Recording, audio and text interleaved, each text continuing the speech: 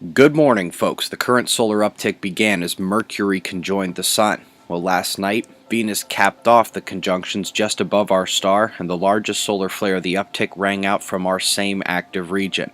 We caught it in the act, saw the breadth of the radio blackout.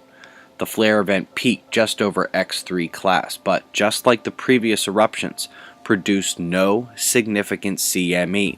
This lack of ejecta with such a large flare really says something about the weakening of our sun on its way to another grand minimum soon.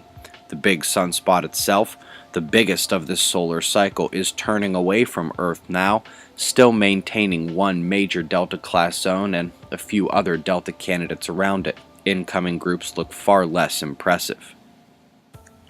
Solar wind speed, in yellow, calmed a bit the last few hours, and that may be the near-term end to magnetic instability at our planet. Other top solar watches include this thin dark rope of plasma. A plasma filament could erupt any time. We have two smaller ropes down south at the arrows, with the larger dark patch below as the incoming negative southern coronal hole. Now for something fascinating. Astronomy Live YouTube channel posted this video during the eclipse. Great use of the equipment, but just before the moon crept in, he catches something odd.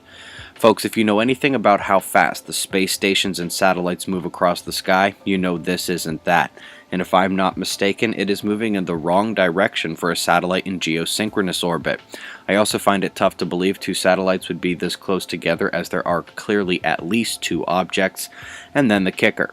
Some of those objects are clearly moving around in relation to one another. I will ask for any assistance or knowledge about what these objects might be. As of now, the flying objects are unidentified. Link to this video is below.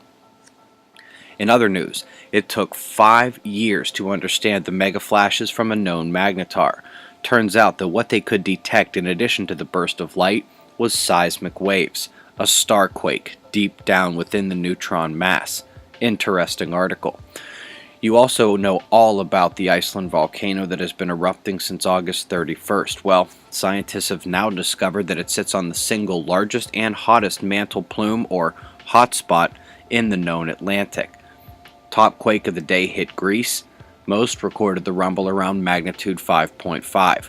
We've eyed this for 2 days already, and now a cyclone formation alert has been issued, as this would be heading west. Anna, still alive in the Pacific, heading north, ready to swing up to the Canadian coastline. The rain is already there, however.